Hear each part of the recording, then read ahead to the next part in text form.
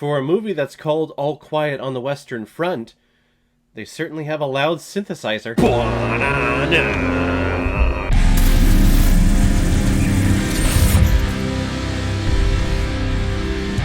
All Quiet on the Western Front, released in 2022 on Netflix, and is directed by Edward Berger, who is also behind such films like Gomez, Ein guter Sommer, Tatort, Jack, and All My Loving. And this film is starring Felix Kammerer, Albrecht Schuch, Sebastian Ulk, and Daniel Brühl. And the reason why we're talking about All Quiet on the Western Front today is because it was a PayPal recommendation and donation from one of my subscribers, someone who has contributed to this channel before, and a Kleist 3D artist. Thank you very, very much. It's been a little bit since I've heard from you, but nice to hear from you and getting this recommendation. I've actually heard that this film came out.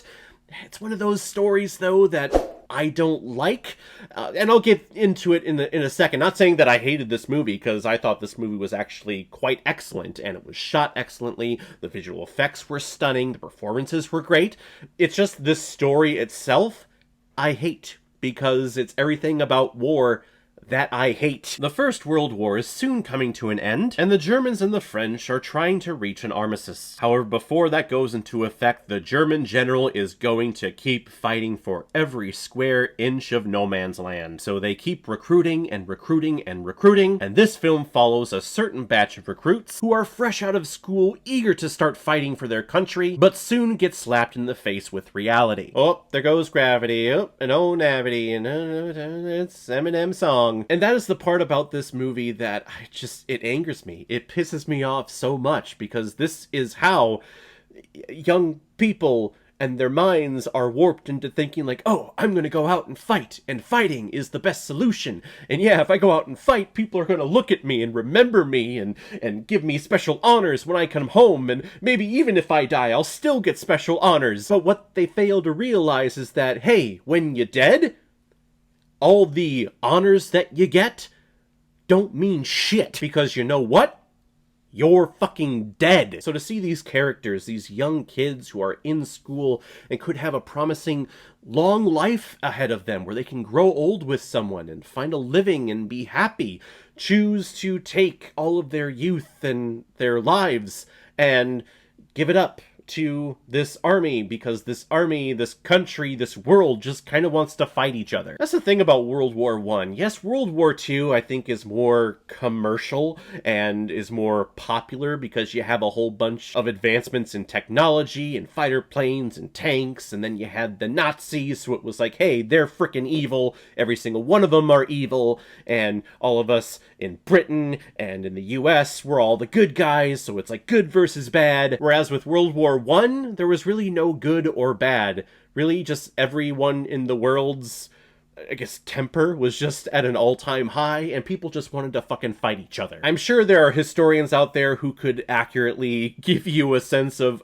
what is happening and why things happen, but in essence, from my knowledge and my research, it's really just everyone kind of wanted to fight each other. That's how it got started. So to see these young characters give up their lives for really no cause at all, just to go out and fight and get the honor of being a soldier and fighting, pisses me off. Like, am I an asshole when I watch this movie and I see these characters get to a certain point in the story where they're taken aback and they're just like, well, this wasn't what I imagined it? Am I a terrible person that I kind of just chuckle, or I say like, well, it was your fucking decision? Does that make me a bad person? I feel like it does, but I don't care, because it also feels like the right way to go about reacting to these characters making this dumbass decision that they make. That being said, though, I think the actors who play these characters were fan-frickin-tastic. Felix Kammerer, who plays our main protagonist, our main character that we see on their journey of, hey, I'm gonna be doing this, and then, oh, hey, this was a fucking mistake. The character's name is Paul, and he makes Paul relatable. He makes Paul a sympathetic character.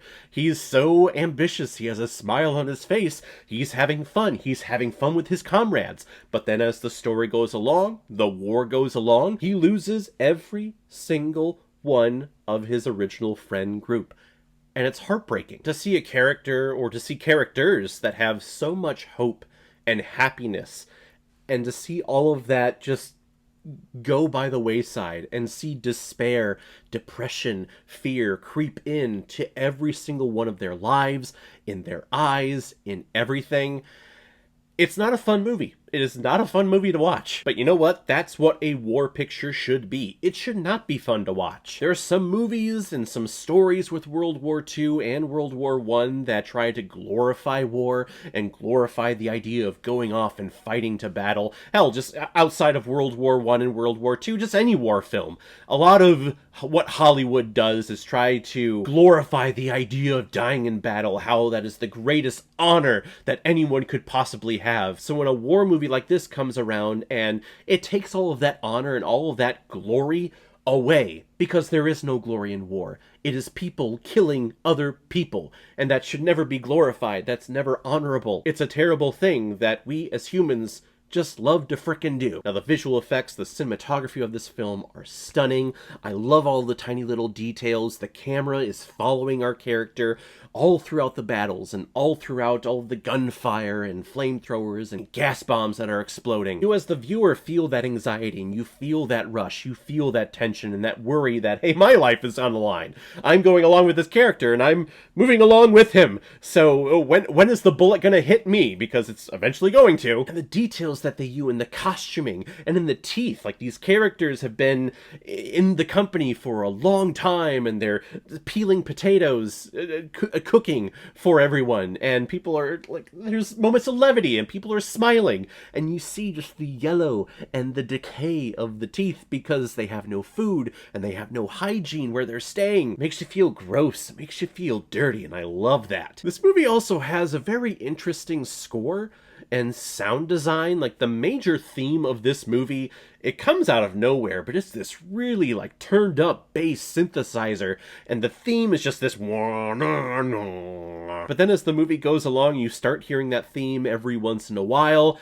I'm kind of liking it for this story because in a way, it's reminding me of like an actual soldier coming back from the battlefield and all of the bombs going off and how someone's eardrums could be ruptured and burst and how you just can't hear people talking around you. Kind of like how I feel. I'm feeling under the weather with allergies and I can't hear a lot out of my left ear.